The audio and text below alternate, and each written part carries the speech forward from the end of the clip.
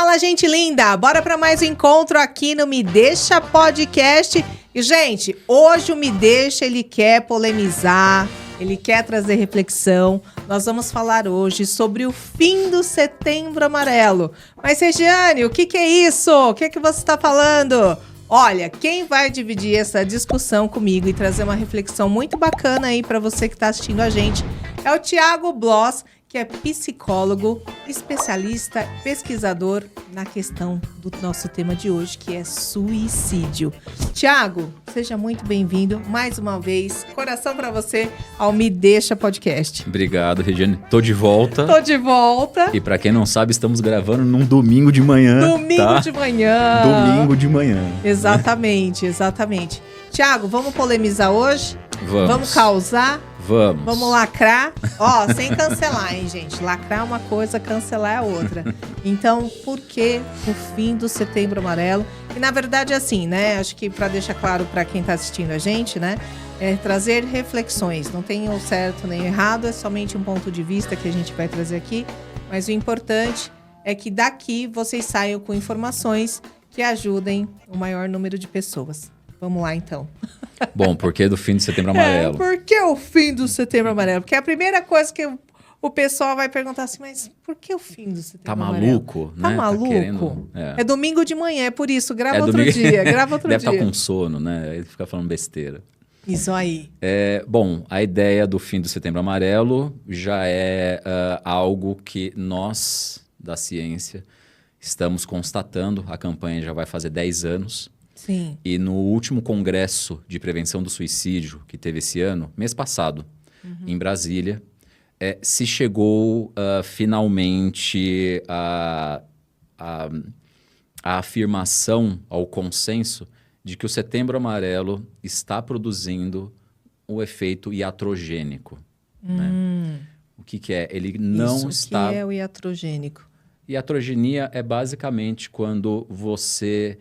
ao invés de produzir saúde, você está produzindo mais adoecimento. Perfeito. Então, assim, para a gente iniciar essa discussão, que parece ser muito polêmica, mas é algo que já está circulando no interior já das pesquisas e dos pesquisadores que estudam suicídio, falar do fim do Setembro Amarelo não é falar do fim da prevenção do suicídio. Isso é a primeira coisa que eu acho que a gente tem que deixar claro, né? Exatamente. Então, assim, para as pessoas não se confundirem, eu e todos os demais defensores do fim do Setembro Amarelo, nós lutamos para a luta diária, para o trabalho diário de prevenção e pós-venção do suicídio. Entendi. O que nós estamos colocando é o quanto esse formato de campanha num mês e com uma cor, essas campanhas coloridas, ela está mais prejudicando o trabalho de divulgação de dados do suicídio, o trabalho de prevenção e de pós-venção do suicídio,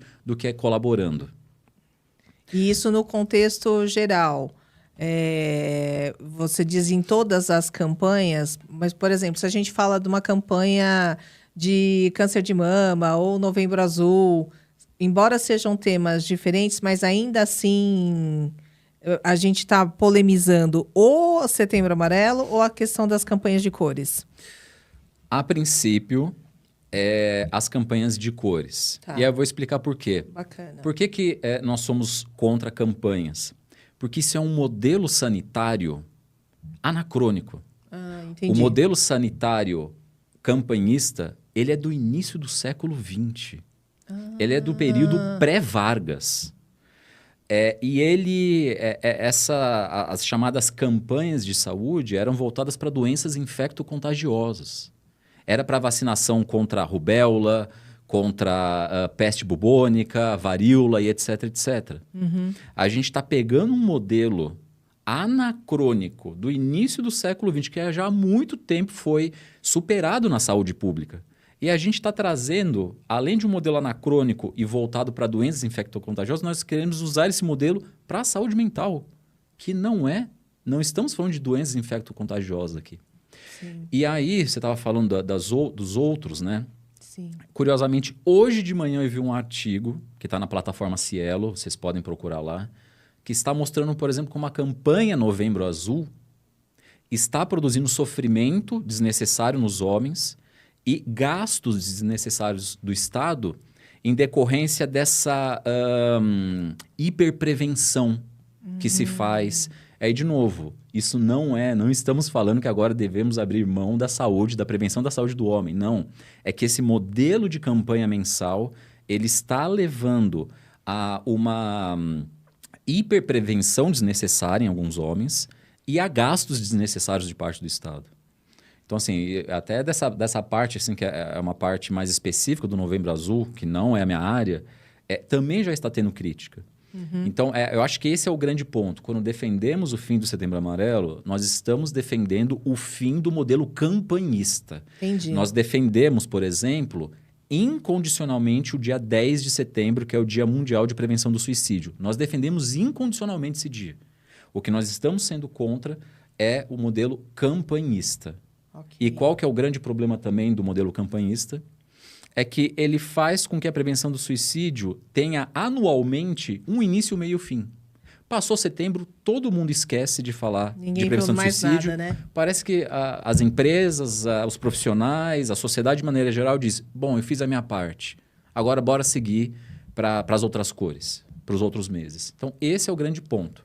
Além de ser um modelo de saúde pública, um modelo sanitário ultrapassado, ele agora, e acho que esse é o grande ponto, essa é a grande contribuição hoje dos estudos sobre suicídio, a campanha está produzindo um efeito iatrogênico. Tem 2 pesquisas já, se for possível, depois a gente até pode colocar aqui na tela. Ah, sim, eu sou na descrição. Tem 2 pesquisas já que já estão nos revelando que no mês de setembro, está ocorrendo um aumento dos casos de suicídio. Importante falar isso. Esse é o efeito iatrogênico. E aí, assim, só para a gente ser honesto com os dados, essas pesquisas elas não estão chegando à conclusão de que o Setembro Amarelo está induzindo as pessoas a se matarem. Isso acho que é uma outra pergunta. É uma outra hipótese a ser trabalhada em pesquisas. O grande ponto é que se o Setembro Amarelo tivesse de fato um efeito preventivo, e isso já são quase 10 anos que a gente está colhendo esses dados, se o Setembro Amarelo realmente tivesse um efeito preventivo, a gente teria que ver uma redução dos suicídios em setembro. Só que a gente está vendo exatamente o contrário. A gente está vendo um aumento dos suicídios no mês de setembro. Ou seja, o Setembro Amarelo é iatrogênico. O Setembro Amarelo, ao invés de produzir saúde, ele está produzindo mais sofrimento. E essa era a minha pergunta, porque quando a gente olha, né, para esses dados, e essa é a minha real dúvida, quanto a gente entende que houve de mudança, né, nesta campanha? Então, por exemplo, se setembro é o mês que a gente traz como um carro-chefe, né, para esse tema, então nós deveríamos ter uma redução, efetividade das campanhas, né? Porque quando a gente vai, seja rede social, Instagram, TikTok, afins, YouTube, a gente vê muita coisa sobre o tema, né? E acho que o ponto que você me traz de reflexão aqui também é o quanto isso de verdade é efetivo, né? Exatamente. Porque assim, se eu quero só trazer no contexto de que, olha, gente, Setembro Amarelo tá aí, vamos lembrar tudo, tal, realmente fica muito superficial, né? Não é uma questão tão profunda e complexa. Então, acho que o que você traz é para a gente também pensar, quanto consumidor de conteúdo, no meu caso, por enquanto, né, gente? Por enquanto, é o quanto de verdade esse conteúdo ele vai trazer um benefício ou não. Quando eu até mesmo compartilho com alguém algum post que eu achei legal, né? E às vezes a gente quer ajudar as pessoas, né? Olha, eu vi esse post aqui, super legal, vou mandar pro fulano, e o fulano tá no momento complexo da vida dele, né? Eu acho que isso tem muito a ver também com o tema. Esse é um dos motivos, e aí já trazendo, acho que o objetivo muito da minha fala é desmembrar mais, desenvolver mais 9 motivos que eu elenquei para o fim do Setembro Amarelo e que se transformou num post aí que está dando muita repercussão, muitos elogios, muitas críticas, mas acho que a ideia é até a gente desenvolver em cima disso. E o primeiro ponto é justamente a produção de desinformação, né? Então, Boa. vou pedir para o João, por gentileza, Aê, produção. a produção Produção colocar aí vai colocar tela. na tela, gente. Bom, Aí, esse é o valendo. post, tá? Que tá lá no meu Instagram e que foi compartilhado. Já fala só para o pessoal o endereço do seu Instagram, que aí fica... Ele tá aqui, ó, Thiago Bloss Psi, perfeito. aqui embaixo. Bacana. Tá? Então, eu só faço um aviso já de início, que foi justamente o aviso que eu comecei aqui no nosso encontro hoje. Ser contra o Setembro Amarelo não significa ser contra a prevenção do suicídio. Bacana. A nossa ideia é que a prevenção ela tem que ser diária, não em formato de campanha. E também, assim, apesar de sermos contra a campanha do Setembro Amarelo, nós fazemos a defesa incondicional do dia 10 de setembro, Dia Mundial de Prevenção do Suicídio. Nós fazemos a defesa incondicional disso, né? Só lembrando uma coisa, né? Eu vou falar já de alguns pontos. Vejam, eu sempre pego como exemplo, o pessoal fala, tá, mas aí como é que a gente vai fazer com relação à mobilização da sociedade para a questão da prevenção do suicídio? Eu sempre pego como exemplo o dia 18 de maio. Porque o dia 18 de maio, ele tem duas comemorações extremamente importantes. É o dia da luta antimanicomial e o dia de combate à exploração sexual de crianças. A gente não precisa passar o mês inteiro falando de luta antimanicomial para mobilizar a sociedade. A gente não precisa passar o mês inteiro falando de exploração sexual de crianças para mobilizar a sociedade quanto a isso. Sim. Basta a gente pensar um exemplo extremamente recente que a gente teve. O caso, por exemplo, eu vou dar 2 exemplos. Primeiro, o caso triste daquele menino do Bandeirantes, que era um bolsista do Bandeirantes, menino preto, periférico, que tirou a própria vida. E muito da morte dele estava associado a uma série de violências que ele sofria dentro e fora da escola. Esse caso, ele mobilizou muito sobre a questão do bullying na escola. Mobilizou muito a discussão do bullying no interior da escola. A gente não precisa ter um mês de combate ao bullying. Pois é. Percebe? Sim. Mesma coisa, o caso recente que a gente teve de denúncias de assédio sexual por parte do ministro Silvio Almeida, que era uma pessoa que era um intelectual muito admirado no meio acadêmico e que gerou muito impacto, né, para todos nós. Esse caso mobilizou tanta coisa que as pessoas voltaram a falar de assédio sexual, assédio moral, qual que é a diferença entre assédio sexual e importunação sexual, se fala. A sociedade se mobiliza e a gente não precisa de um mês do assédio sexual. Exatamente. Porque a gente sabe também que se a gente começa a entrar nessas campanhas compulsivas, a gente começa a banalizar o assunto. E, consequentemente, cai na questão da desinformação, que é justamente o primeiro ponto. E aí eu vou pedir, por favor, João, para colocar aqui na tela, que é o primeiro ponto que eu coloco, né, assim, a necessidade do fim do Setembro Amarelo. Setembro Amarelo, ele muitas das pessoas falam que, bom, se o Setembro Amarelo produz desinformação, produz dados errados e coisas do tipo, então a gente pode tentar reformá-lo. A gente pode tentar fazer com que a sociedade divulgue os dados corretos. Só que nós temos um grande problema aí. Não são apenas os não especialistas que estão divulgando dados errados. Os especialistas também. Os PhDs também. Sim. Então, tem 2 dados que são absolutamente errados com relação ao Setembro Amarelo, que sempre se reproduz, que é 90% dos casos de suicídio são determinados por doenças mentais, por transtornos mentais, e 9 em cada 10 suicídios podem ser evitados. Isso é um absurdo. Já são dados que há muito tempo foram refutados, são dados que decorrem de pesquisas de cunho extremamente medicalizante, que parte de uma epidemiologia linear causal, que é fraca metodologicamente, que não consegue dar conta do fenômeno. Figuras importantes da suicidologia brasileira, como, por exemplo, o médico, psiquiatra Neuri Botega, que acho que é o principal grande intelectual que a gente tem hoje da parte da medicina sobre a suicidologia aqui no Brasil, o próprio Neuri Botega é contra esses dados. E a gente reproduz até hoje, as entidades médicas reproduzem até hoje, especialistas no assunto reproduzem até hoje. Sim, e tudo que a gente vê, né, nas redes sociais hoje em dia, está associado, como a pessoa que comete suicídio realmente ela tem um problema psicológico, enfim. E aí fica muito aquela, como é que eu vou dizer, uma fala que é muito comum no dia a dia. Ele não era bem da cabeça, né? Isso. Ele tinha seus problemas, tudo tal. E aí vai meio que normalizando, normatizando isso. Ah, não, ele tinha uns problemas aí. E a gente, não sei se é por falta de uma empatia genuína, talvez, né? Porque a empatia ela não está associada em a gente defender a pessoa com unhas e dentes, né? Mas apoiar de alguma maneira, né? Sem julgamento, enfim. Não sei como. Lógico, a gente vai falar ainda de muitos temas aqui, mas só para apoiar isso. Porque às vezes a gente vai normalizando muita coisa, né? Sim. E ele não quer se envolver. Eu acho que né, a explicação pela doença mental é a mais fácil de todas, né? Porque você responsabiliza o indivíduo, você responsabiliza uma disfunção orgânica que ele tem no cérebro e você desresponsabiliza a sociedade, né? Sim. Então é o meio mais fácil. E aí, só para insistir, hoje, exatamente no dia de hoje que a gente está gravando, pela manhã, a ABP, Associação Brasileira de Psiquiatria, publica uma nota dizendo algo absurdo de que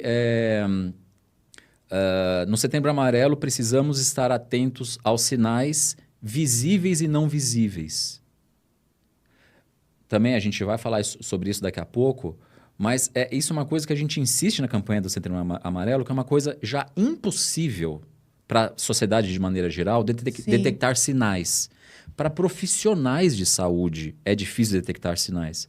Imagina os não visíveis. Então, assim, é isso que eu quero insistir. Os próprios especialistas estão reproduzindo dados medicalizados que só contribuem para a mistificação do problema, para a mistificação do suicídio, do fenômeno. E isso só desinforma a sociedade. Então, o grande problema da desinformação hoje, por incrível que pareça, não é apenas dos especialistas de plantão, da turminha que assiste um vídeo do YouTube e acha que está entendendo, mas também dos próprios PhDs. Esse é o grande problema. Tá? E contextualizar tudo isso no sentido de que a questão, né, ela é muito maior do que uma consulta de 15 minutos e você sair medicado, né? Exatamente. Que era um ponto que a gente estava falando aqui nos bastidores. Então, hoje, se você... óbvio, não estou generalizando todos os profissionais, porque, obviamente, existem profissionais e profissionais.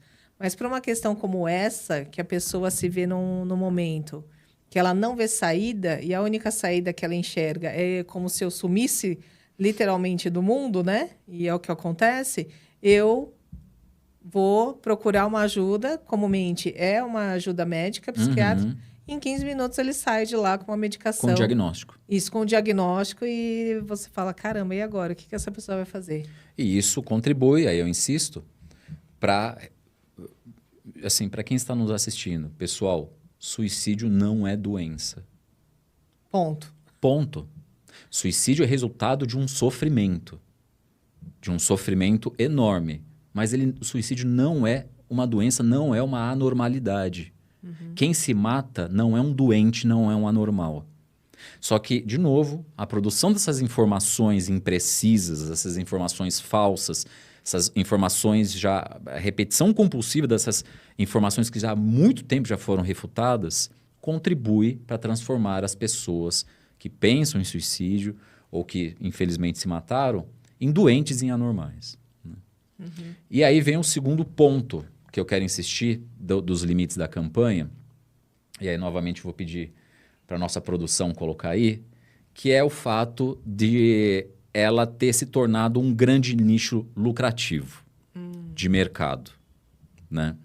Então, vocês podem ver como todo o Setembro Amarelo aparecem especialistas de plantão, especialistas de ocasião, aparecem até profissionais que trabalham na área, que de repente eles aparecem e começam a se aproveitar desse momento para lucrar. Então, assim, isso vai de um extremo a outro. Tá? A gente vê empresas de publicidade lucrando com marketing amarelo, é isso que a gente chama de marketing amarelo. Marketing amarelo. Marketing amarelo. a gente vê profissionais, especialistas e não especialistas lucrando com isso, vendendo, por exemplo, olha o absurdo que a gente chega, vendendo apresentações prontas sobre o Setembro Amarelo ou sobre como falar sobre suicídio, slides, né, de apresentação prontas para as pessoas utilizarem nas empresas. Então, pessoas que não têm nenhuma formação compram apresentações prontas para poderem apresentar isso em suas empresas.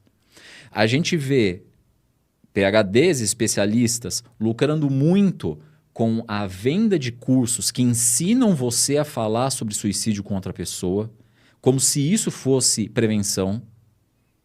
Isso reduz a prevenção a simplesmente vamos falar sobre isso. Gente, prevenção está muito além disso. Está muito além disso. E por fim, eu acho que é o principal, indústrias farmacêuticas estão ganhando muito dinheiro com o Setembro Amarelo. Indústrias farmacêuticas ganham muito dinheiro com a patologização do suicídio, com a medicalização do suicídio. E tem um exemplo que eu sempre dou. Eu tenho um querido amigo que ele é psiquiatra. Ele todo ano viaja para algum lugar paradisíaco. Quem financia esse lugar paradisíaco, essa viagem, são as indústrias farmacêuticas. E detalhe, ele não está associado a nenhuma dessas indústrias farmacêuticas. Tá? Simplesmente essas indústrias vão até as farmácias, eles conseguem puxar o registro das receitas feitas nas farmácias e veem quais médicos receitaram os medicamentos deles e dão como uma espécie de bonificação. Se ganha muito dinheiro com o sofrimento mental alheio, se ganha muito dinheiro com os ditos anormais. Tá? Isso é importante de se colocar. Sim, eu abri novamente a nossa mente, né, para tudo que está acontecendo. Existe, como a gente já falou, casos e casos, né? Mas o aumento o fato de dizer que realmente é uma patologia e como os médicos, né, costumam ter muito peso na fala, isso vai generalizando e a gente vai deixando uma série de pessoas dopadas sem a resolução. Exatamente. Da causa raiz, né? E acho que do sofrimento. Porque por mais que a medicação ela minimize, ela pode regular algumas coisas que não estão bacanas ali dentro do indivíduo, mas isso não quer dizer que aquela questão dele foi resolvida, né? O desconforto, o sofrimento, aquilo que está motivando a um ato, não... Como é que eu vou dizer? Um ato, uma infração à própria vida, tá certo falar? Então, aquilo não está resolvido, é um paliativo. Tá certo falar um paliativo? Sim, isso é muito simples, Regiane. Medicação não cura a doença. Uhum.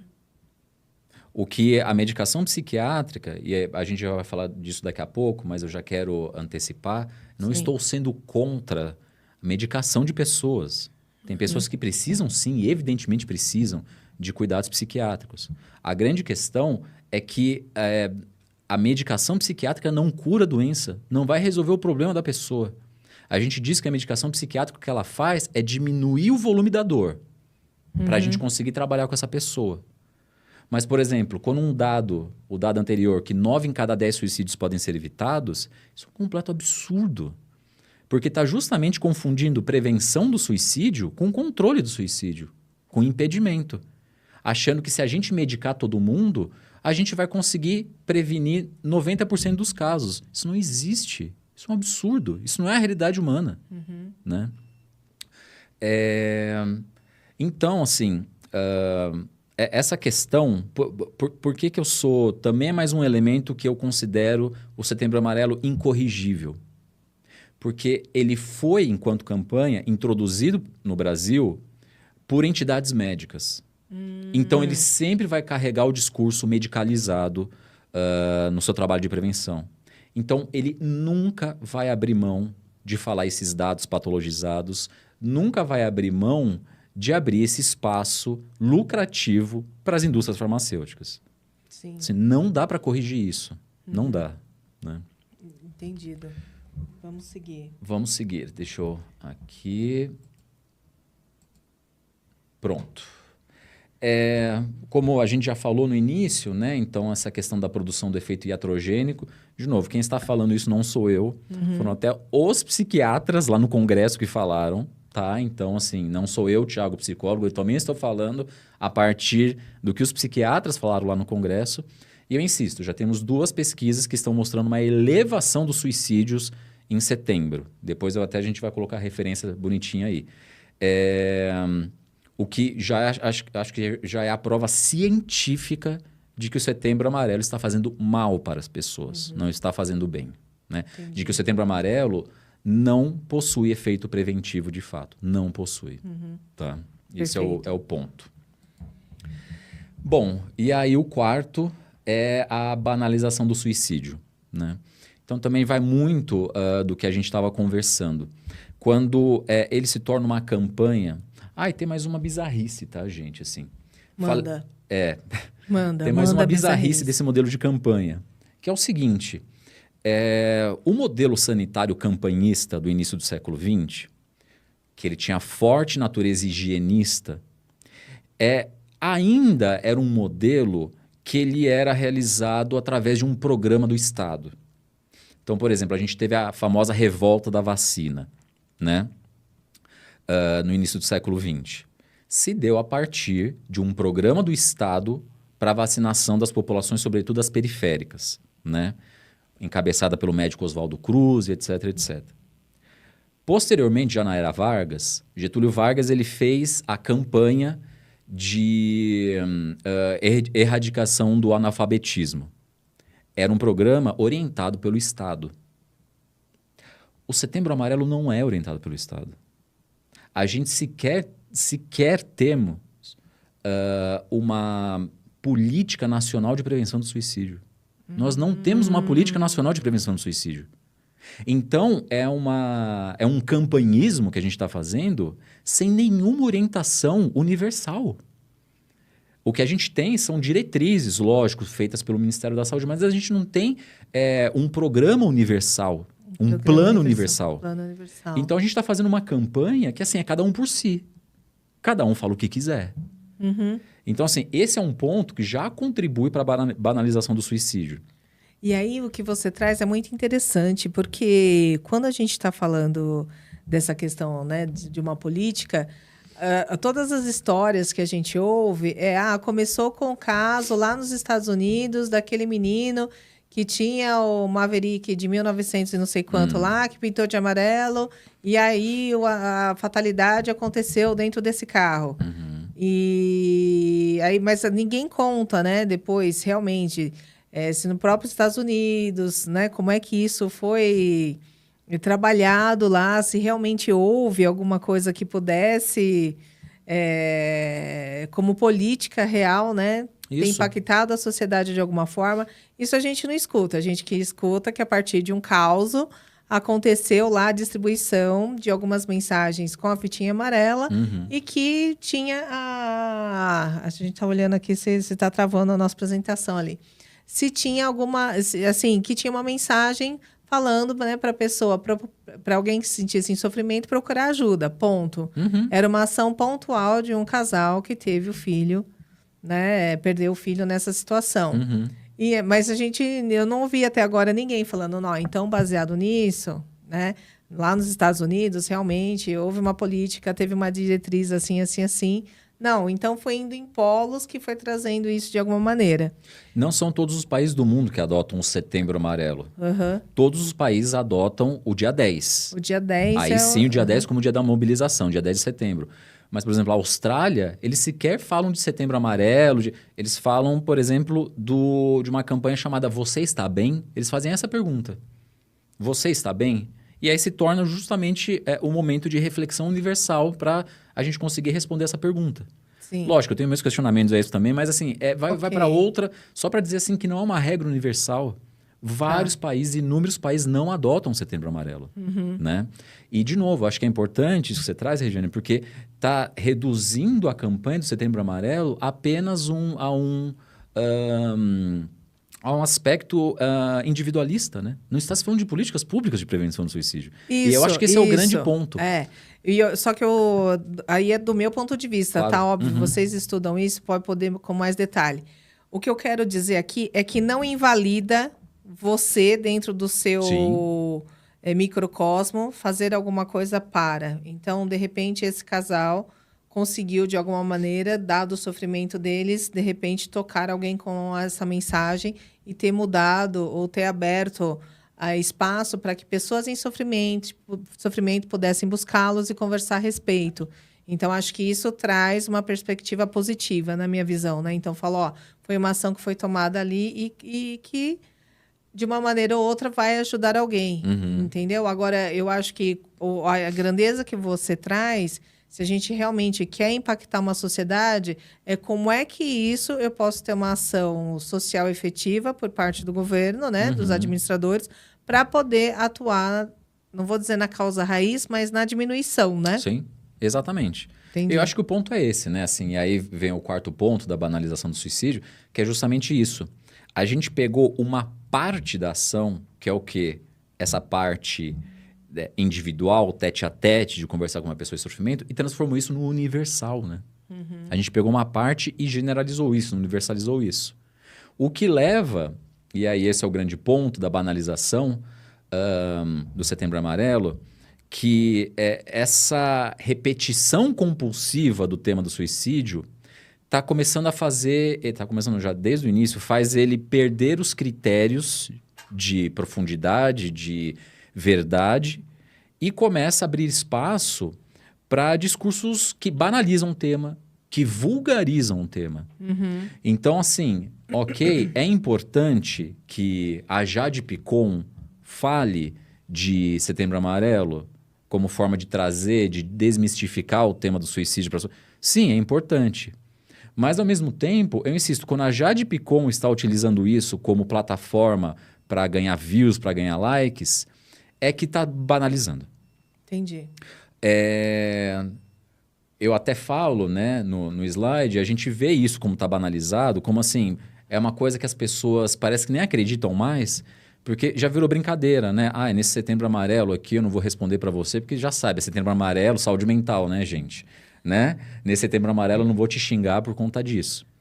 Isso, mas espera entrar outubro que você vai ver só. Espera entrar outubro, que aí a gente volta a nos xingarmos, né? Nos violentarmos. Isso tem uma coisa, né? Assim, que tem um autor que eu trabalho, que é o Theodor Adorno, que ele diz que isso é muita característica dos movimentos de massa fanáticos, né? O que o Theodor Adorno fala, né? Que assim, os movimentos de fanatismo, o que é basicamente o fanático? É um indivíduo que ele insiste em uma ideia que não se sustenta mais na realidade e que nem ele mais acredita.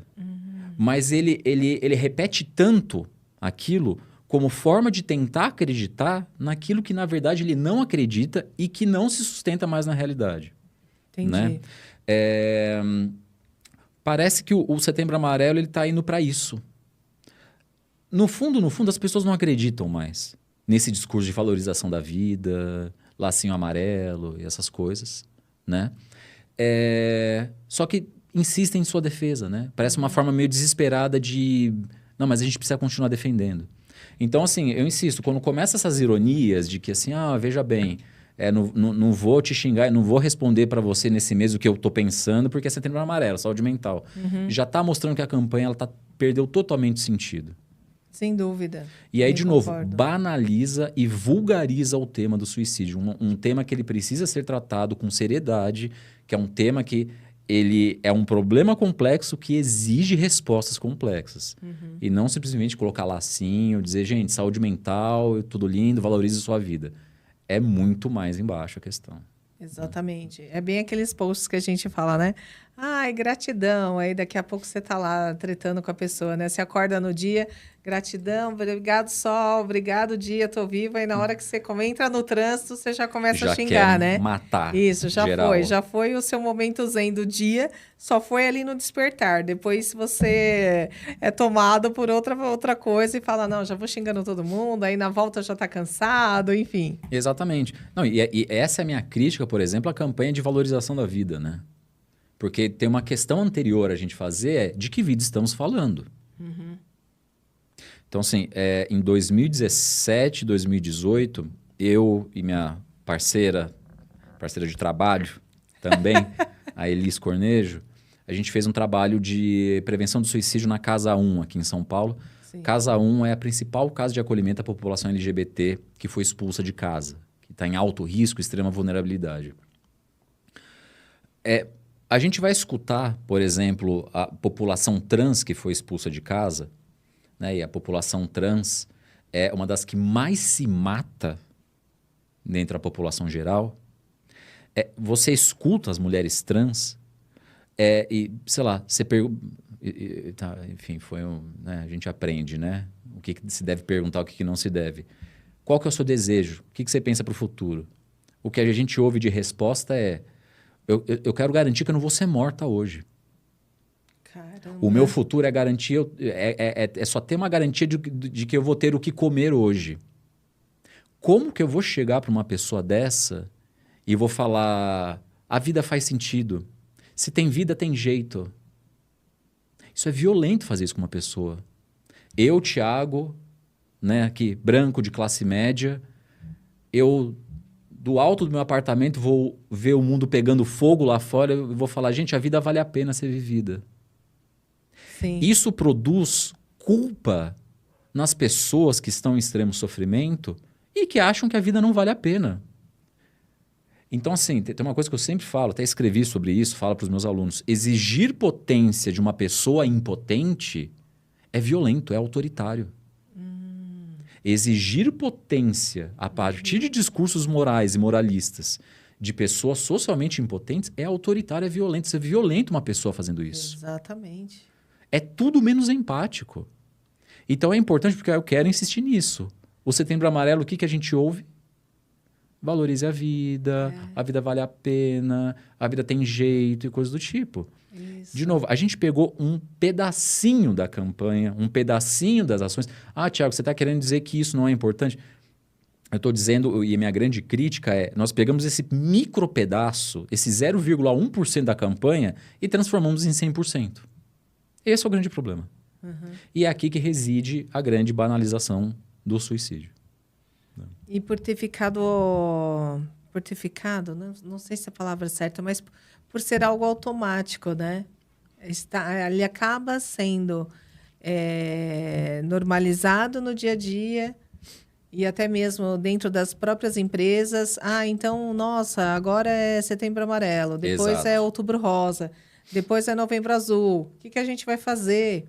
E se você for olhar, né, volto a dizer, né, no YouTube, por exemplo, você vê lá: dinâmicas para Setembro Amarelo. Exatamente. Exatamente. Aí, assim, é assustador, né? Porque como é que alguém pode fazer uma dinâmica de Setembro Amarelo sem conhecer as pessoas que estão ali? E o que a gente estava falando, né? É uma atitude silenciosa. Você não sabe o que cada um de nós está pensando nesse momento sobre isso, né? Exatamente. Então, você fala assim: dinâmica sobre Setembro Amarelo. Então, você vai para a empresa fazer uma dinâmica sobre Setembro Amarelo? Que dinâmica? Exatamente. E faz com que a campanha tenha um início, meio e fim em setembro. Isso. Acabou setembro, a gente passa para a próxima. Exato. Aí, depois de setembro, os trabalhadores pararam de sofrer.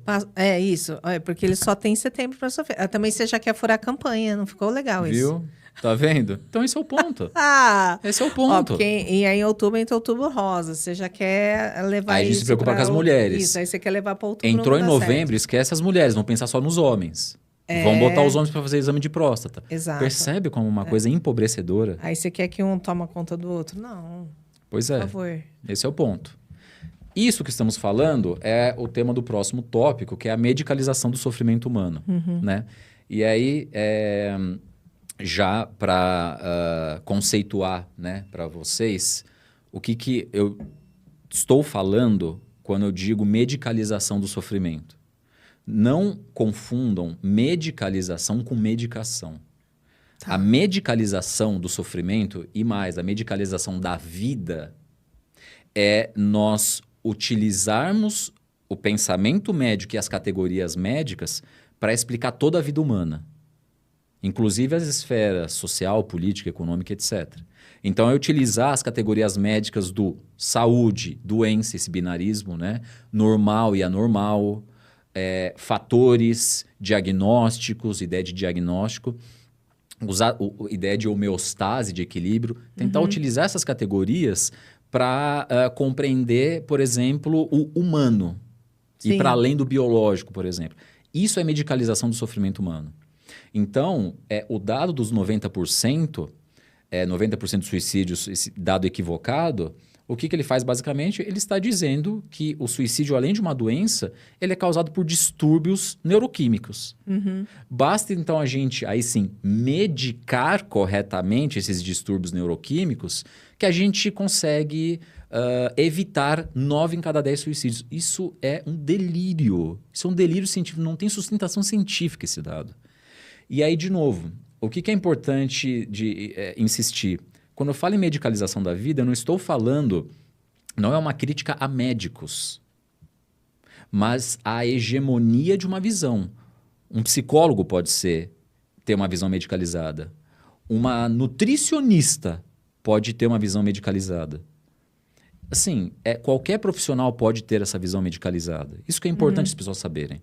Então, não é simplesmente, não é uma crítica a médicos, de não gosto de médicos. Cuidado para não cair nessa... A gente tem que deixar claro isso, né? Porque o pessoal acha...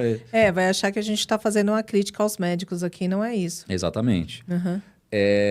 E aí, essa medicalização do suicídio, ela contribui, sobretudo, para o apagamento, para a mistificação de tantas outras determinações que a gente tem para a questão do suicídio. Nós já temos pesquisas que mostram que um sistema de saúde bem organizado, estados que têm um sistema único de saúde bem organizado, tem redução do suicídio. Municípios que têm o SUAS, Sistema Único de Saúde, Sistema Único de Assistência Social, o SUAS, bem organizados, conseguem, por exemplo, fazer seus programas de transferência de renda, tem diminuição do suicídio. Nós temos pesquisas que mostram que, pesquisa dos Estados Unidos, tá? Que mostram que evitar a evasão escolar de alunos negros, que são os que mais se matam, evitar a evasão escolar de alunos negros está diminuindo o risco de suicídio. São pesquisas e pesquisas e pesquisas e pesquisas mostrando que políticas públicas, que ação sobre outras esferas que não a orgânica, a bioquímica, estão levando à diminuição do suicídio. Só que a medicalização ela não trabalha com isso. E ela acaba justamente reduzindo a vida, parece que somos expressões dos nossos genes apenas, né? E aí, só antecipando algo que eu vou falar no fim, mas já vou antecipar agora, e eu falei isso no último programa. Se a gente pega os dados, as principais vítimas de suicídio são segmentos mais vulneráveis à violência estrutural. População indígena, população LGBTQIAP+, população preta, população idosa e assim por diante. Exatamente. Se a gente for levar em consideração esse dado dos 90%, a gente vai ter que chegar à brilhante conclusão, muitas aspas, de que todas essas pessoas nasceram com um problema no cérebro. Sim. Curiosamente, justo essas populações, chamadas minorias sociais, nasceram com um problema neuroquímico no cérebro. Exatamente. Esse é o ponto. Isso, o Setembro Amarelo, eu estava numa palestra ontem, teve um psicólogo do Acre que falou uma coisa fantástica, né? A gente estava debatendo justamente isso, o Johnson. Ele falou, o grande ponto do Setembro Amarelo está até para além do que ele fala. O grande ponto é o que ele deixa de falar, né? É o que ele esconde, é o que ele omite, é o seu não dito, né? E essa questão das políticas públicas e das populações que mais se matam, ele omite, ele não fala. Tá? Esse é o grande ponto. Como é que fala? É o como, né? Talvez ainda a gente não... Acho que tem um start sobre isso e acho que também é um tema que não vai ter o modo correto, talvez, né? Da gente abordar na sua plenitude. Mas acho que esses questionamentos, para que haja uma melhora, né, dessa campanha, eles têm que ser discutidos mesmo, né? Então, assim, a crítica é o como você disse, eu acho que vale a pena a gente frisar. E para isso aqui a gente está trazendo mais reflexões para o que é que eu posso fazer e como é que eu posso mudar, né? Exato. Para, de repente, estar acompanhando esse movimento. Porque, no fundo, acho que o movimento ele é positivo, ele é favorável e eu acho que tem que seguir. Mas eu concordo com você que é o como que a gente tem que rever para que ele se solidifique e de uma maneira mais estruturada e com maior ganho de efeito, né? Porque o que eu quero dizer com isso? Se eu tenho uma mobilização tão grande nesse mês, significa dizer que eu tenho uma força motivadora e motora para inverter esse caso, né? Exato. Inverter essa situação. Só que é um canhão sem mira, né? A gente atira para todo lado e o alvo que está ali, a gente acaba não se movendo, né? Falando, nossa, porque um tá fazendo uma ação, acha que está por aqui, quando se a gente rever e ir para a causa real, talvez a ação como um todo fosse mais efetiva, né? Pois é, pois é. E aí a gente vai para o 6º e 7º ponto.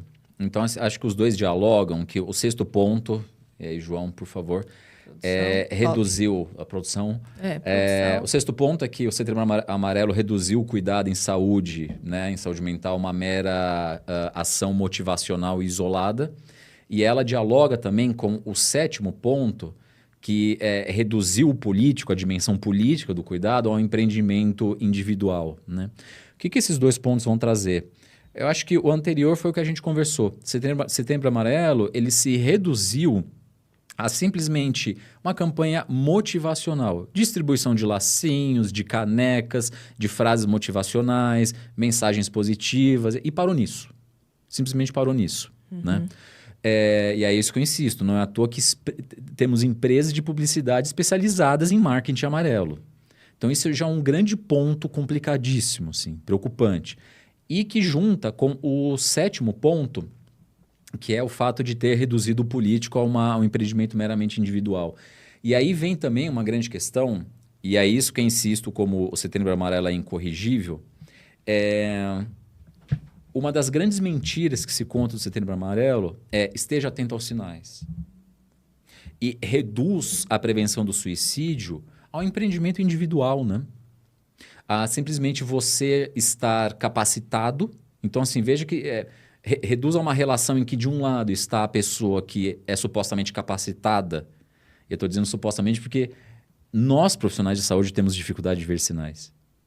E aí você está jogando para a responsabilidade para a população de estar atento aos sinais, identificar uma pessoa em sofrimento e resolver sozinho, por si mesmo, se vira para se resolver com uma pessoa que, por exemplo, tem crise suicida. Isso, obrigado. E a gente quer falar, e resolve como? Resolve sozinho. Uhum. Isso é um reflexo muito dos nossos tempos atuais, né? Tem uma filósofa que eu gosto, chama Nancy Fraser, que ela diz que a gente está vivendo atualmente, sob o neoliberalismo, uma crise do cuidado. Então, assim, o Estado e a esfera pública está cada vez mais se ausentando do cuidado em termos coletivos, pensando no cuidado em termos de todos, um cuidado universal, e está cada vez transformando o cuidado em um empreendimento individual. É cada um por si se virando. Então, é a dona de casa se virando sozinha para cuidar da casa. É você se virando sozinho para cuidar do seu pai idoso, por exemplo, que não tem onde ficar. Isso mesmo. Consequentemente, é você sozinha tendo que cuidar do seu filho com deficiência, que está acamado, precisa de uma sonda e você se vira sozinha para fazer isso. Exceto quem é endinheirado, quem tem condições de pagar. Sim. E aí isso também acaba caindo nesse mesmo modelo individualista, desse empreendimento individual, cai para o cuidado em pessoas em sofrimento. Só que não se fala nada que é impossível esse trabalho de detectar sinais.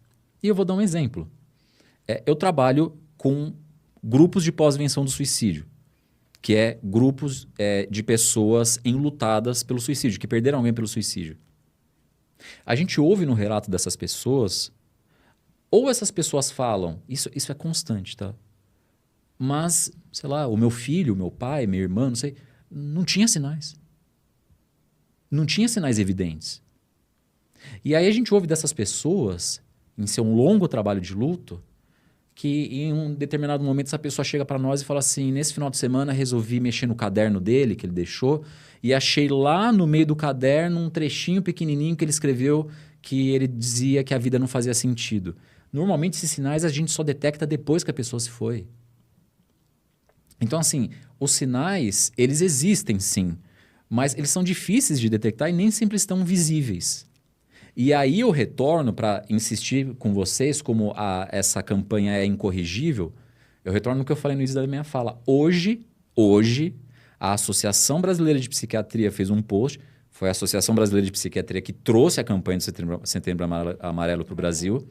Eles fizeram um post dizendo que um dos eixos do Setembro Amarelo é nós estarmos atentos aos sinais visíveis e não visíveis. Isso é irracional. Exigir da população um esforço individual de cuidado. E não se fala de políticas públicas nessa hora. Não se fala que isso é um trabalho... E para além de políticas públicas, de pensar isso como um cuidado comunitário. Sim. Não se fala disso. E no final, ou se culpabiliza a pessoa que não enxergou os sinais direito, ou se culpabiliza a pessoa que se foi e que também não apresentou os sinais devidos. Percebe Nossa. como fica uma coisa perversa aí? Mas você me fez viajar um pouco agora aqui, porque é muito profundo isso. Porque quando você está lendo isso, né, olhe os sinais. Né, a pessoa, quem vive, recebe a culpa de tudo que aconteceu, Exatamente. né? Nossa, então aconteceu e eu não percebi que sinal. Peraí, ó, você não percebeu sinal 1, você fez o cheque? Exatamente. Sinal 2. Ah, então, tá vendo? Sinal 2, você não percebeu o que estava acontecendo. Então, ó, você tem... Gente, Exatamente. não tem como. E produz paranoia. Isso. Produz culpa e paranoia. Porque a pessoa, o que está agora, né, com a outra problemática, porque assim, existia uma pessoa em sofrimento, agora temos outra, né? Foi efeito cascata. Então, dada a informação, a pessoa que ficou, que é do grupo que você tá, ela tá lá pensando o que eu vou fazer agora, né? Exato. Exatamente. E assim, eu insisto, vira uma técnica, no final eles estão recomendando técnicas de controle. E isso é interessante, porque isso é típico de um modelo médico-campanhista. Tem um famoso livro publicado no Brasil aqui, que se chama... Crise Suicida. É o Crise Suicida ou Comportamento Suicida? É o Crise Suicida. No Crise Suicida, um dos autores que escreve lá, e detalhe, esse livro é um dos grandes manuais que circulam aqui pelo Brasil, tá? De suicidologia. Em um dos capítulos, os autores falam, autores médicos, eles falam que a campanha de prevenção do suicídio no Brasil deveria ser igual à campanha de combate à cárie dentária em crianças, em que deveria ser intensivada na infância e dar dose de reforço na vida adulta. Nós estamos reduzindo o sofrimento humano a uma patologia biológica. E é isso que eu insisto. Aí, da mesma forma que a gente detecta que alguém está com cárie, a gente vai detectar que alguém está com suicídio? Será que é possível prevenir o suicídio dando dose de reforço? Você está percebendo como Vende em pílulas? Mas é quase isso. E assim... Você vai na drogaria mais perto da sua casa e compra um. Exatamente. Só que aí eu insisto. Pegue as grandes entidades que são as responsáveis e que sustentam o Setembro Amarelo hoje. Eles defendem essa visão. Por isso que eu falo que o Setembro Amarelo ou se acaba, ou não, porque ele é incorrigível nesse ponto. Entendi. Tá? Esse é o grande ponto. Entendi. E aí, dito isto, a gente vai para o nosso 8º produção, por favor. Esse eu acho que é o mais importante de todos. Setembro Amarelo, ele se tornou um evento insuportável e aversivo para pessoas enlutadas por suicídio e inclusive para pessoas que pensam em suicídio. Por quê? Por conta da desinformação. E aí eu quero insistir. Como que é para um enlutado todo setembro ouvir que 9 em cada 10 suicídios podem ser evitados? E aí, esse enlutado... E eu estou dizendo isso porque, assim, nós ouvimos mensalmente isso dos enlutados. Eu fui o que errou. Eu faço parte da estatística, gente. Eu faço parte desse... justo esse único Isso. que errou. Produz culpabilização. Não tenho dúvida. Eu ia me sentir péssima. Péssima. Horrível. Ai, pai. E aí, só para dizer assim que os grupos de apoio são de coordenação da Ilis Cornejo, psicóloga. Eu trabalho junto, eu colaboro ali. Nos últimos anos, a gente está tendo que fazer algo que assim, irracional.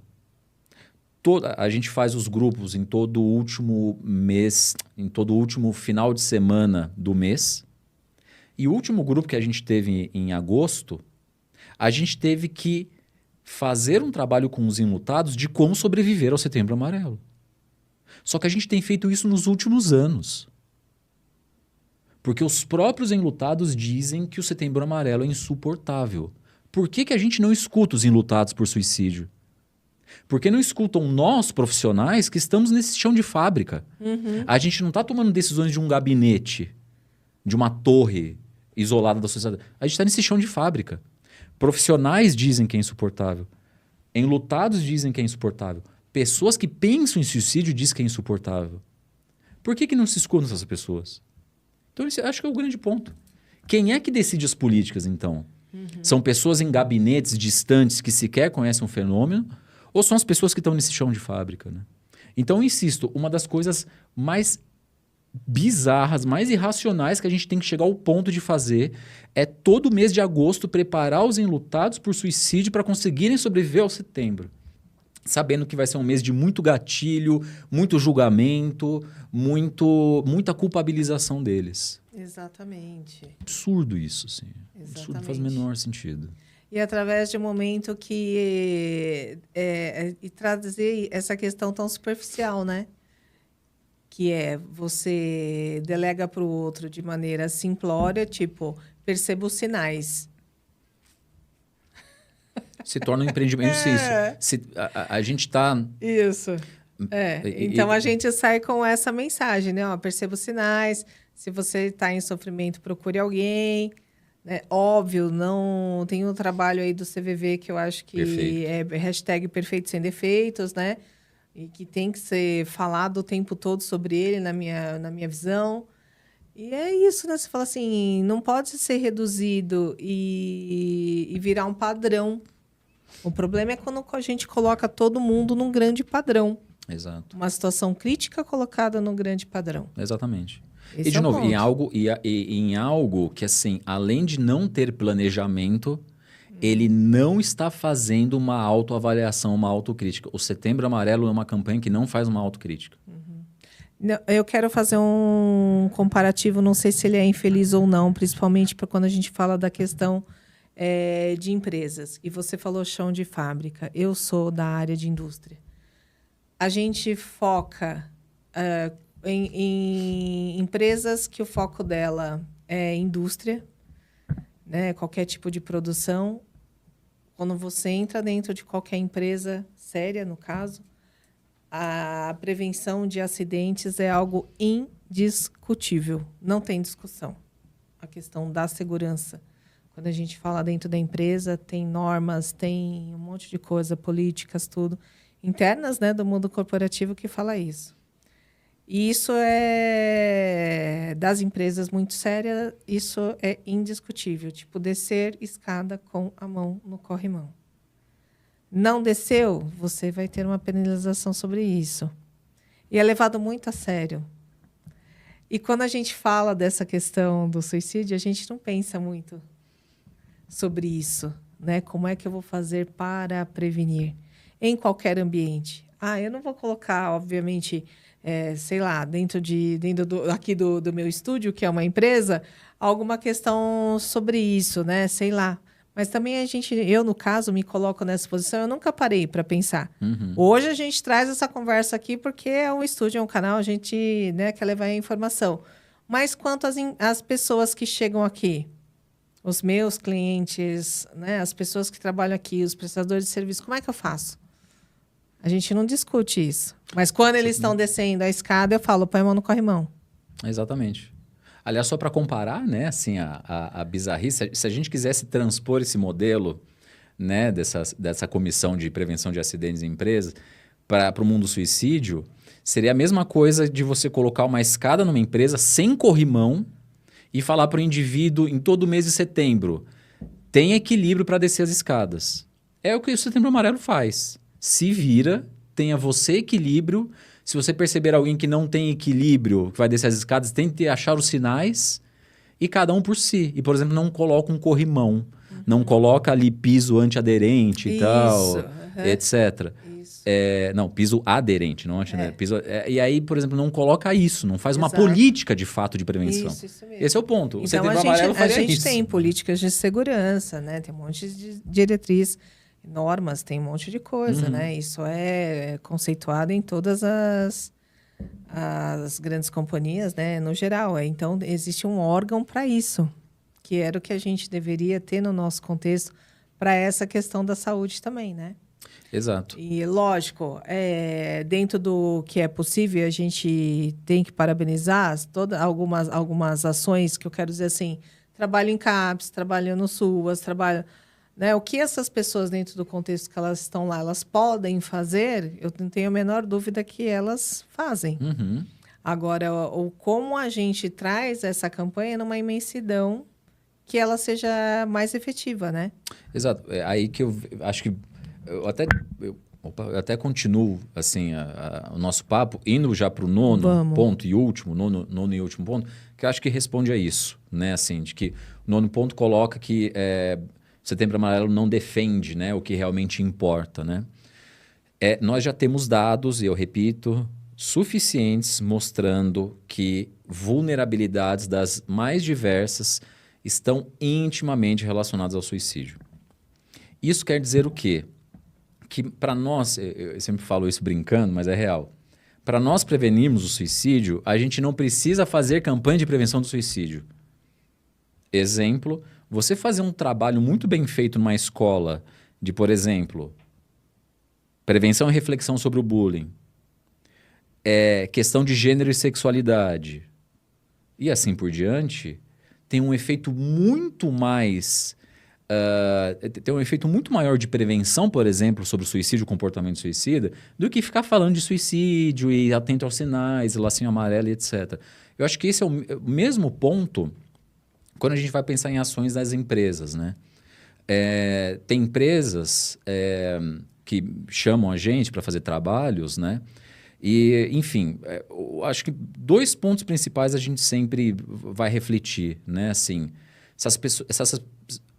como está o nível, né, assim, de produção de saúde, de adoecimento dessas pessoas, como que estão a questão da organização do trabalho, né, assim, para empresas que permitem isso. E a gente sabe muito bem uma relação, né, quem trabalhou muito isso foi o Christophe Dejoux, né, o intelectual francês, que vai mostrar a relação entre a organização do trabalho e suicídio. Mas, principalmente... pensar em ações práticas de cuidado em saúde mental. Né? Assim, de um trabalhador que adoece, que entra em sofrimento, né? Entra em sofrimento agravado. Ele tem para onde ir? O que significa esse sofrimento? Será que não diz respeito também à organização do trabalho? É refletir sobre essas questões. E não se limitar unicamente a distribuir laço amarelo... né? Só fazendo uma comparação, a gente que está atualmente vivendo essas queimadas brutais aqui em São Paulo, já saíram dados dizendo que o ar de São Paulo atualmente, 1 hora respirando o ar de São Paulo é a mesma coisa que você fumar 1,5 cigarros. Né? O que seria uma campanha de distribuição de lacinho? Distribuir máscara para as pessoas. Sim. E não combater o fogo, entendeu? E eu acho que esse é o grande ponto do Setembro Amarelo, ele distribui máscaras. Ele distribui lacinho, ele te obriga a tomar iniciativa individual e não, de fato, pensar políticas. Né? Então, assim, só para finalizar a minha fala, é só insistir que nós já temos dados cientificamente comprovados da relação de suicídio com desemprego, com falta de acesso à saúde, com falta de acesso à assistência social, com racismo, machismo, etc, etc, etc. Nós já temos dados científicos robustos sobre isso. O que acontece que a gente não se volta para políticas públicas? O que acontece que a gente não se volta para ações coletivas de combate a essas violências, a essas vulnerabilidades? Né? E por que a gente limita ainda a compreensão do suicídio, a distribuição de lacinho amarelo, a campanha motivacional e medicalização geral da população. Acho que esse é o grande ponto. Né? Para finalizar, a gente precisa se questionar bastante o porquê que anualmente os diagnósticos psiquiátricos, os tipos de diagnósticos, estão aumentando. Se eles estão aumentando, isso quer dizer que a margem dos ditos normais está encolhendo. Quer dizer que está todo mundo nascendo defeituoso do cérebro?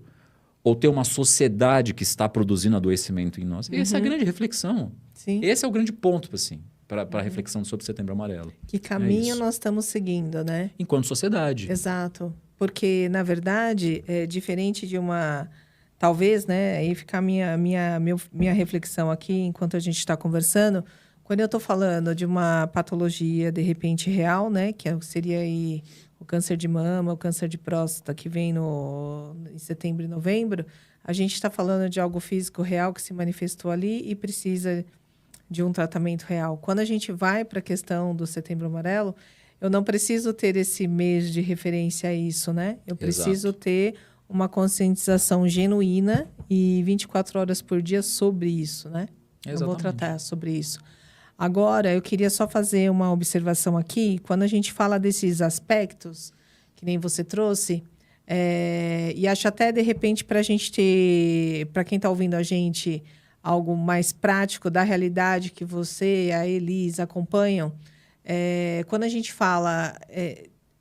perceba os sinais. Com que eu deveria me preocupar? Existe alguma coisa que não que seja essa... Eu estou delegando, né? Regiane, perceba os sinais da pessoa que está ao seu lado. Teria alguma mensagem, assim, alguma dica para o pessoal observar alguém?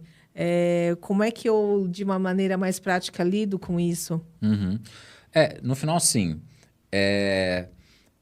Eu acho que o que a gente está dizendo fundamentalmente aqui são de relações humanas, né? Assim, da gente sair desse lugar ilhado, em que cada um se vira com a própria realidade, cada um, e isso acho que é uma visão bem neoliberal de indivíduo. Cada um é a microempresa de si mesmo, é empresário de si mesmo, deve investir em si mesmo, dar lucro para si mesmo, e o que está do nosso lado é um concorrente que pode dar, assim, que coloque em risco a nossa margem lucrativa de autogestão da nossa vida.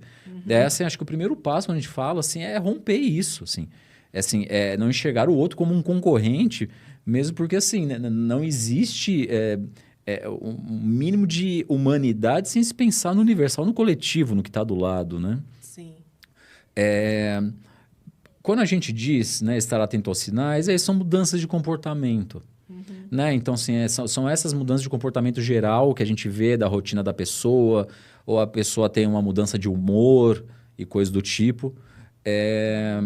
Mas que, de novo, eu quero insistir, isso nem sempre estará visível. Nem sempre estará visível. Né? Nem sempre está visível. E eu quero insistir até para as pessoas não caírem também, assim, de ficarem se culpando. Nós, profissionais de saúde, também temos dificuldade de detectar esses sinais. Sim. Nós que somos especialistas no assunto, que pesquisamos o assunto, nós também temos dificuldade. Então, assim, os sinais estão aí? Estão. Em mudanças de humor, em mudanças de comportamento, mudanças de rotina, sei lá, em posts que a pessoa faz, que estão mostrando sofrimento e etc. Só que esses sinais nem sempre estão visíveis. Sim. Aliás, esses sinais, assim... não existe um padrão, né? Não existe padrão. A pessoa pode colocar um post feliz e no dia seguinte tirar a própria vida. Então, assim, a gente tem que... Só para insistir que não é igual um controle de cárie dentária. Sim. A realidade humana é muito mais complexa que prevenção de cárie dentária, por exemplo. É muito mais complexa. Né? Exato. E acho que isso é bacana quando a gente conversa sobre isso. E com quem eu estava? Acho que foi... Não sei se foi com vocês ou com o time que estava aqui antes, que a gente... Não, acho que foi antes, que a gente estava dizendo assim que... Vou voltar na questão das organizações. Que o relacionamento... dentro de uma empresa, ele vincula mais do que... É mais precioso, às vezes, do que o aumento de salário. Então, o relacionamento que a pessoa tem dentro do ambiente de trabalho, às vezes ele fala, minha vida tá boa aqui, eu não preciso ter aumento de salário, tá levando a vida dele, está sendo produtivo dentro daquela questão, tem um grupo de gente que está bacana com ele trabalhando. Então, assim, acho que a questão também do relacionamento, igual você está trazendo, é primordial, né? Como é que está a saúde desses relacionamentos também que a pessoa está construindo dentro do contexto, né? Porque às vezes ela não está se vendo dentro daquela realidade que ela está vivendo, né? Sim, eu acho que assim, o aumento salarial é fundamental, É nessa fundamental. hora. Não, sim, mas eu tô Redução da dizendo, jornada, isso. redução da jornada de trabalho, aumento salarial, sim, é fundamental. Mas isso, por exemplo, é interessante para pensar assim, né? Que aí isso é outra coisa que as pessoas confundem, né? Que aí eu falo, as populações mais vulnerabilizadas são as que mais se matam, né? Aí o pessoal fala, tá, mas e as populações não vulnerabilizadas? Os grandes empresários endinheirados que se matam? E eu insisto, eu estou falando que as populações que mais se matam são as mais vulnerabilizadas. Não estou falando que são as únicas. Sim. Mas que essas populações, elas revelam tendências sociais que incidem sobre todos nós, inclusive, sei lá, sobre o Roberto Justus. Tá? E aí acho que é interessante pensar nesse sentido, que para ele a questão não é dinheiro. Para o empresário que se mata, a questão não é dinheiro. Envolve outras vulnerabilidades que, por exemplo, entra nisso. Né? Assim, tem um grande bilionário aí, eu não vou falar o nome para não gerar polêmica, mas que ele é conhecido por ser um cara extremamente isolado e usuário compulsivo de drogas. Né? Assim, eu fico pensando, será que essa pessoa realmente está saudável? Né? Assim, e aí, né? E aí? Então, acho que também está dizendo respeito que é algo para além também. Pensando na classe trabalhadora, assim, aumento salarial, redução da jornada de trabalho é fundamental, é a base. Mas, assim, para essas outras esferas, sim, a gente precisa que assim, tá para além também do dinheiro nessa hora. Está na qualidade das relações. Né? Qualidade das relações, isso mesmo. Eu acho que isso é muito importante, assim. Porque é o automático, né? É o que você estava falando, é muito do automático. Nós vivermos no automático é uma coisa que tem um impacto direto, geral. Então, acho que não sei, para mim, né? A observação, você tá conectado literalmente contigo também. Tem algumas coisas aí que eu acho que pega bastante. Sim. Perfeito. O que mais, Thiago? Nossa Senhora, hein? Um monte de hashtag de assuntos aqui relacionados ao tema, hein? E, o Thiago trouxe aqui pra gente esse livro maravilhoso. Eu queria que você desse uma palhinha do que é, até também, assim, para as pessoas que se interessaram pelo assunto, né? Como é que elas te acham também na rede social. Vocês falaram deste grupo também, se vocês quiserem falar também sobre o grupo aqui, fiquem à vontade. Tá. Então, 3 temas: livro, contato, grupos. Ok. Bom, esse livro, ele é, na minha opinião, tá? Assim, vejam que tudo que a gente está conversando aqui foi uma perspectiva crítica sobre o suicídio, né? Tá. É a perspectiva do que a gente chama de suicidologia crítica. Né? Então, o que é a suicidologia? É o campo interdisciplinar de estudos do suicídio. No meu doutorado, eu defino uma suicidologia tradicional, que é essa suicidologia que nasce em meados do século XX e que carrega esse modelo medicalizado, né, de compreensão da vida e do suicídio. E, em contraponto à suicidologia tradicional, isso que eu nomeio como suicidologia tradicional, vem a suicidologia crítica, que eu e tantos outros colegas estamos desenvolvendo e tentando trazer para o Brasil essas reflexões. Então, Luana Lima e Paulo Navasconi são excelentes pesquisadores do suicídio, organizaram esse livro e, na minha opinião, esse livro ele é a primeira coletânea de suicidologia, de textos de suicidologia crítica lançada no Brasil. Né? Inclusive, esse livro foi premiado pelo Prêmio Abel. Né, Compreensão do Suicídio. Então, esse livro ele é muito interessante, ele é fundamental, feito organizado, né, pela Luana Lima e o Paulo Navasconi, que são excelentes pesquisadores do suicídio. E esse livro é uma compilação de vários autores de suicidologia crítica. E aí, o segundo capítulo desse livro, eu trago muito do que eu falei hoje, né? Em que nele eu escrevo um capítulo chamado Suicídio Político e Sociedade, Elementos para uma Suicidologia Crítica, que tenta trazer elementos para se delinear uma suicidologia crítica, o que é uma suicidologia crítica, o que é crítica, etc, etc. Né? Então, esse é para quem quer ter uma leitura contra-hegemônica, né? Uma leitura não tradicional sobre o suicídio, eu super indico esse livro. Perfeito. Né? Com relação aos grupos de apoio, eu indico o site Pós-Venção do Suicídio, tá? O Pós-Venção do Suicídio, ele faz um trabalho excelente de compilação de serviços de pós-venção, né? Então de grupos de apoio para pessoas enlutadas por suicídio. Tem uma compilação ali de praticamente todos que tem no Brasil. E o Pós-Venção do Suicídio também oferece um grupo de apoio, que é o que eu faço parte. Né? Bacana. Que é mensal, gratuito, todo o último sábado do mês. Esse grupo ocorre, né, de forma online. Então, aceita pessoas de todo o Brasil, aceita até pessoas estrangeiras, né? Perfeito. Então, tem até o QR Code, depois, se for possível, a produção colocar... A produção depois deixa aqui pra gente. O QR Code aí na tela, que vai ter a lista aí de todos os serviços e etc.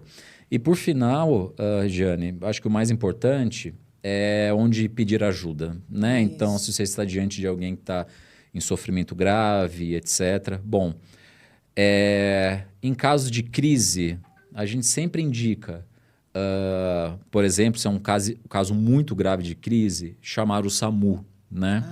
Mas pronto-socorros, levar a pessoa para um pronto atendimento.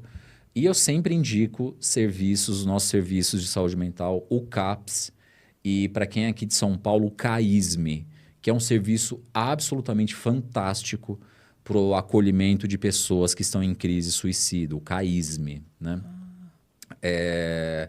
Tem também o CVV, né? Assim, que faz um trabalho fantástico. 24 horas por dia, gratuito, né? Então, também o CVV...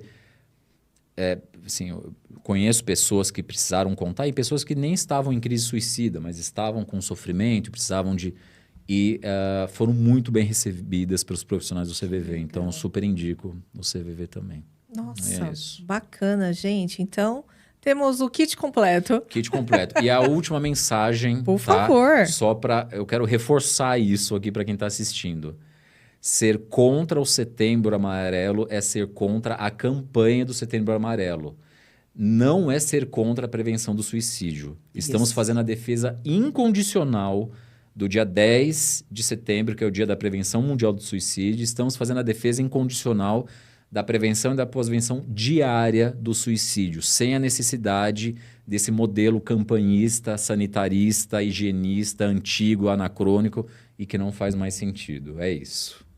Hashtag perfeito, sem defeitos. Eu termino como, né, produção? Termino como? Olha, pessoal, então acho que tem bastante informação aqui. Vocês vão encontrar aqui na descrição do vídeo todas as informações completinhas. E eu vou já se inscrevendo no canal, compartilhando esse episódio que está muito interessante. Não só no Setembro Amarelo, mas todo mundo que está entrando agora, está assistindo. Curte, compartilha e principalmente aí, faça essa roda girar. Quanto mais informação, muito melhor. E a gente vai ficando por aqui. Thiago, mais uma vez, obrigada. Obrigado. Me deixa estar sempre aberto e me deixa, pode vir falar. E vamos que vamos. Obrigado mesmo. Obrigado a você, tô ficando mal acostumado. Obrigado. Adoro. Tchau, pessoal. Tchau.